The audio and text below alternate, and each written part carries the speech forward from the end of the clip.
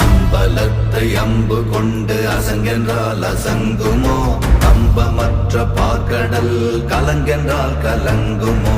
இன்பமற்ற யோகியை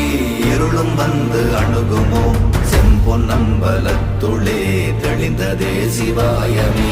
ஓம் நமச்சிவாய ஓம் ஓம் நமச்சிவாய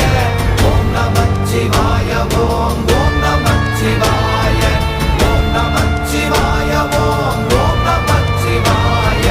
ஓம் நமச்சிவாய ஓம் ஓம் நமச்சிவாய